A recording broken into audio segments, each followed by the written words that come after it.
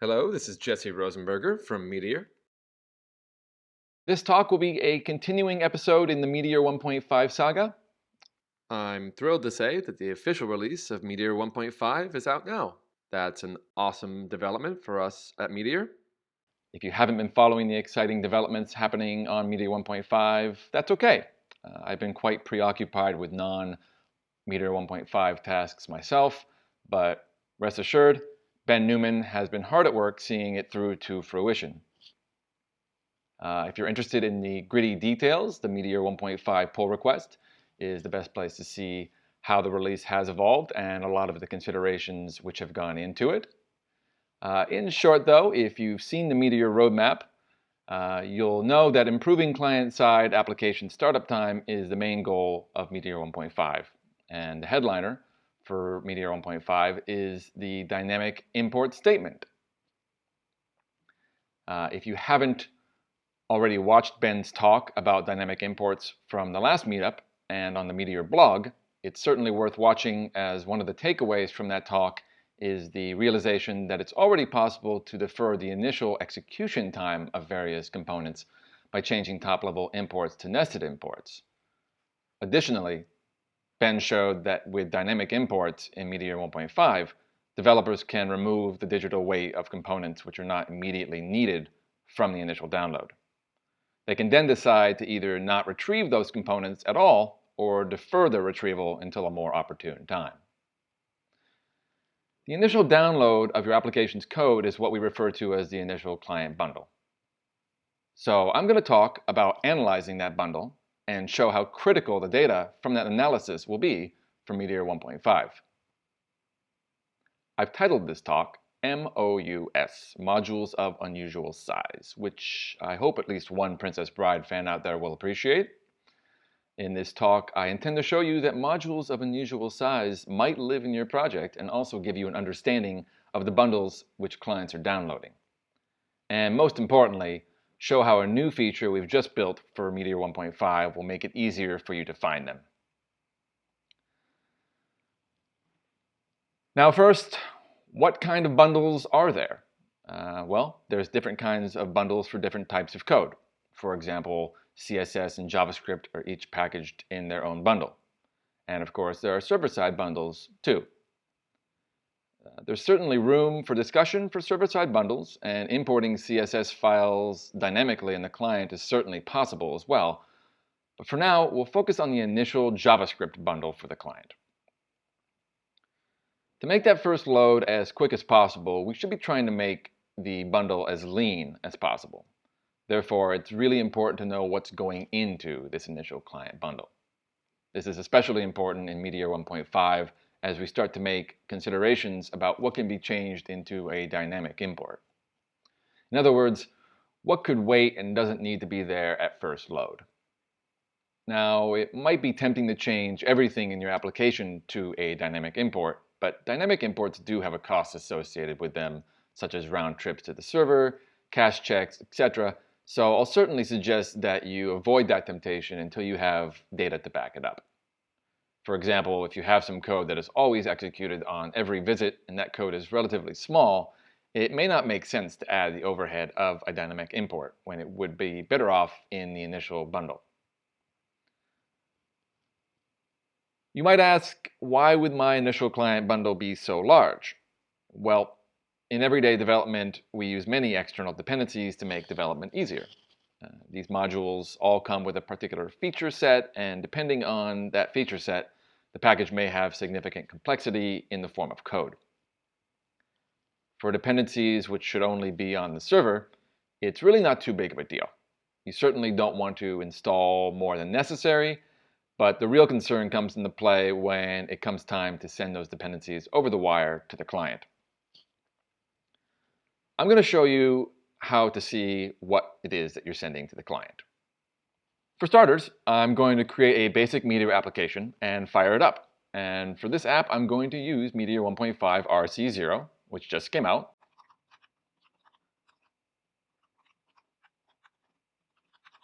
And while that runs, let's take a minute to think about some of the larger dependencies you might be familiar with and possibly even use in your application. D3 is a very popular library for creating charts, etc. Faker, a good way to generate data for a variety of reasons. Highlight.js, a fantastic way to add syntax highlighting to code. The AWS SDK, really good for communicating with all the various Amazon Web Services. And Lodash. Well, you probably know Lodash as it's the most dependent on NPM package on NPM.js, and it's insanely useful. Now, this doesn't necessarily mean that these packages are at fault in any way. In fact, quite the contrary. Powerful packages can be easily misused by complete accident.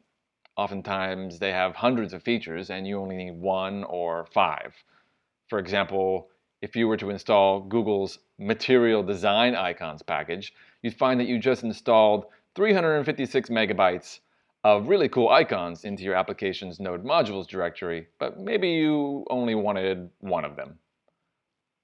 So let's go ahead and look at the Meteor application I just started. I'll go over to my web browser, where I already have my localhost port 3000 open, along with Chrome Developer Tools, which I have on the Network tab, and furthermore, I've filtered it down to just JavaScript.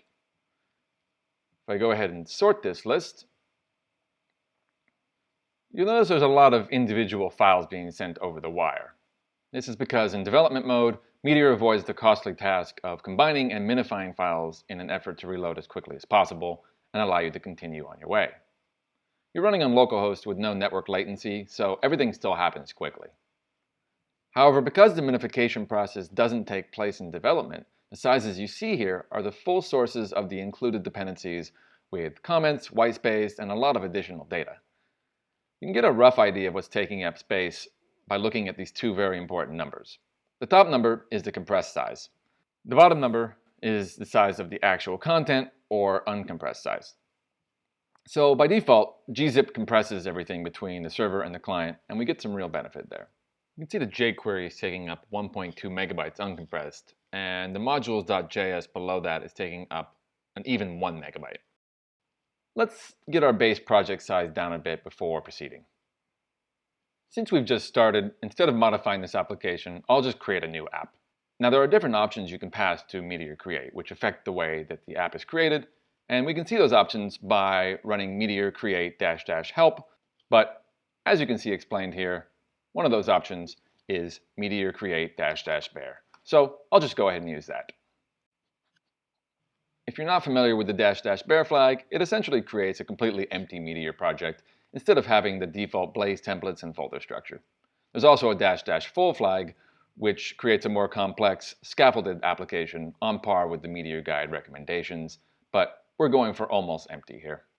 Now, thanks to a recent change in Meteor 1.5, an app created with -- bear no longer includes the Blaze HTML templates package, instead opting for static HTML, which is a configuration preferred by non-Blaze applications.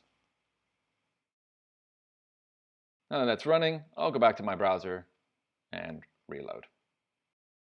A quick resort there just to make sure. Great, jQuery is no longer included.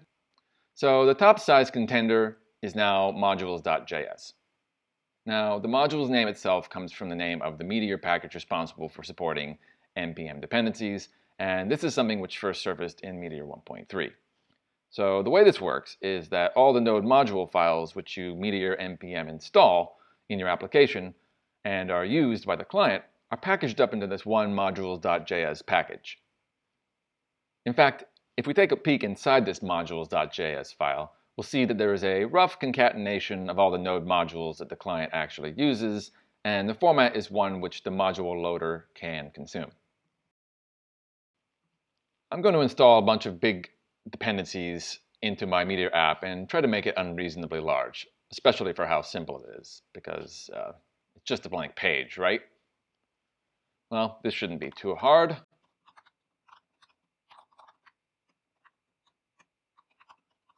I'll go ahead and sneak ESLint in there at the end as well because I want to lint my code, though I probably only wanted to do that in development, which would have been done with the -- save -dev option. but I'm going quickly here and maybe I made a mistake or three. Now let's take a look at the damage I've done by using a few relatively basic commands. I can run tree-sh on my node modules if you have the tree command installed. And wow, look at all those files. 999 directories. If you don't have tree, you could try something like ls-lar. Yep, lots of files there as well. And du-c is a good way to see the total size of your node modules directory. If I add the h, we can see that it's 49 megabytes. I want to first show you that Meteor isn't silly about this. You can install many dependencies into your project, and if Meteor's import scanner doesn't detect that you've used them, it won't include them when linking your project and building the initial client bundle. If I reload my DevTools, it's still 1 megabyte. And that's correct. It shouldn't have grown because none of the new dependencies I've just added have been actually used with an import or require statement. Now, I'm going to go ahead and keep being kind of reckless here for the sake of this demo, but it's very important to point out that something like what I'm doing could very easily happen in a larger project with a lot of cross dependencies. I'll create an imports library.js file to house this list of dependencies that I want to use in one single place. And I'll go ahead and create a server main.js entry point, and I'll go ahead and add an imports/library.js because for whatever reason, I want all of these on the server. Again, I'll look at the DevTools, and it's still 1 megabyte. Great. So adding all that weight on the server doesn't affect the client, which is the way it should be. Let's go ahead and create a client entry point now.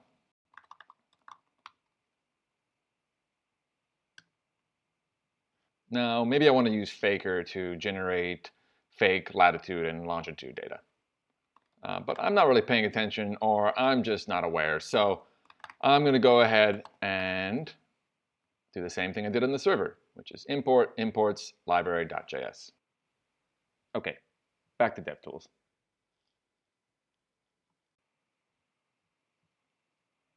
Oh, wow, 24 megabytes. We've done some damage. But the compressed size is still 2.1 megabytes, so a pretty substantial savings there by using compression. Now let's take a look at the modules.js source again, and let's search for, say, Faker. Because that's what we wanted after all, right? Okay, yeah, it's in there now, but let's see.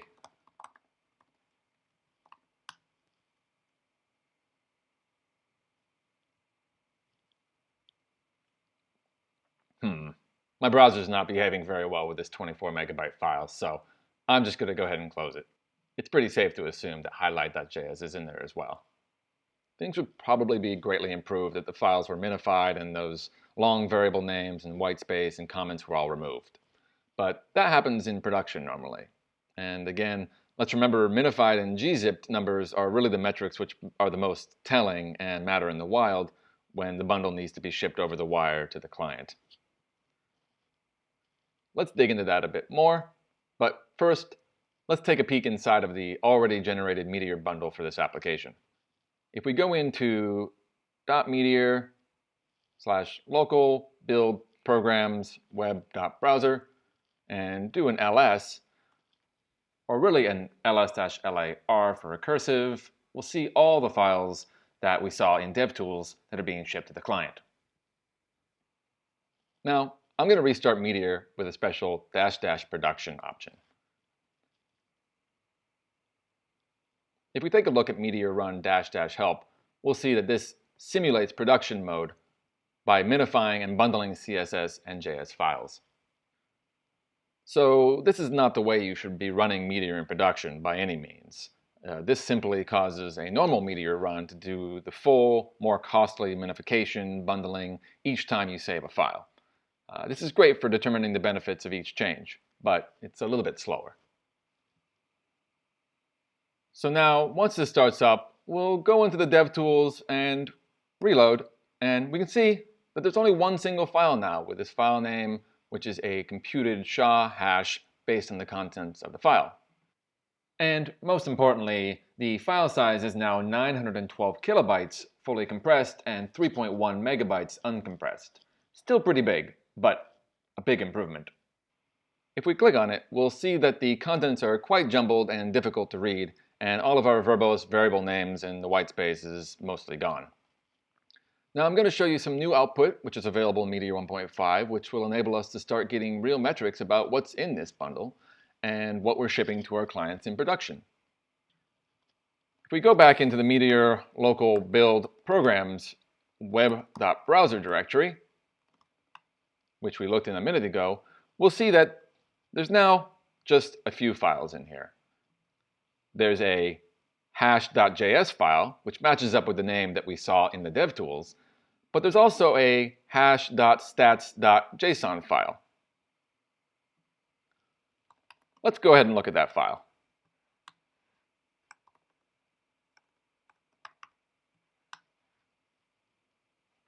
All right, we can see that this file has a tree showing the minified bytes by package, as well as the total minified bytes and the total minified gzip bytes for the contents of this bundle.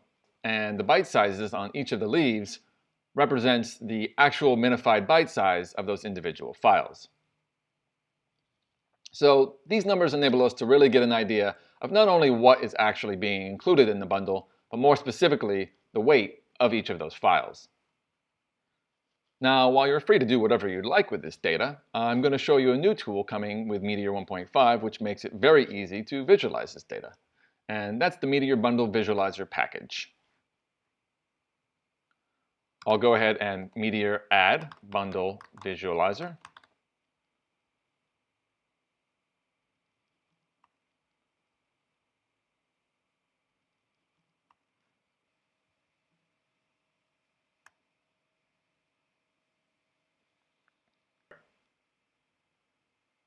Hey, all right, so now we have this beautiful sundial graph. Now this red ring in the center represents the entirety of the bundle. And that 3.32 megabytes in the center there matches up pretty closely with the 3.2 megabytes in the DevTools. And if we work our way out from that, we can see the various parts.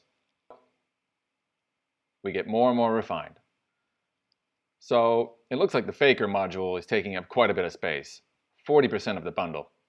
Let's go back and just remove that entirely.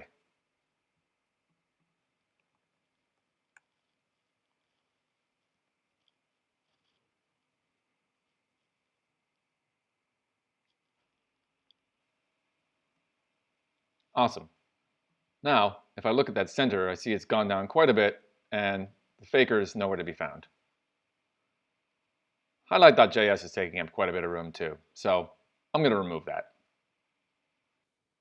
And you know what? I'm pretty sure AWS SDK and ESLint aren't supposed to be in there either, and we know the direction this is going, so I'll get rid of those too.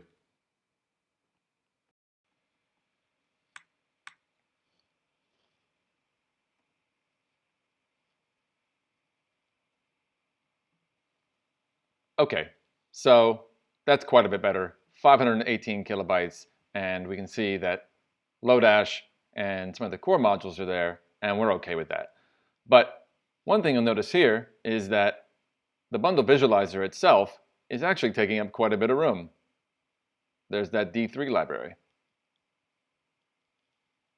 Now that makes sense because during the development of this visualizer tool, I chose to use D3 because D3 is fantastic for displaying data in this way.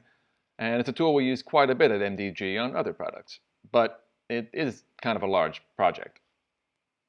D3 version 4 is actually quite a bit better than D3 version 3 because it supports modular imports, so you can get your project to be quite a bit smaller.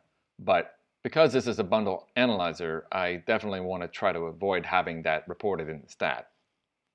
The bundle analyzer is a package after all, and therefore it's included in the initial client-side bundle. Luckily, this is Meteor 1.5, and we can take advantage of dynamic imports, which not only work at the top level of an application, but also in packages. I'll open the source code to the visualizer here and go to the main entry point within the package, which is client.js. we'll see there's the import of the sunburst, and the sunburst file has the D3 imports within it.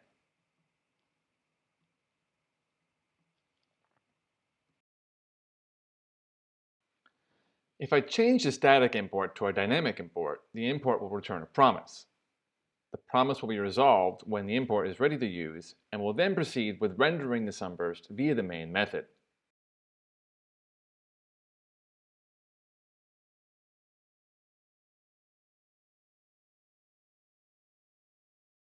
And let's go back and take a look.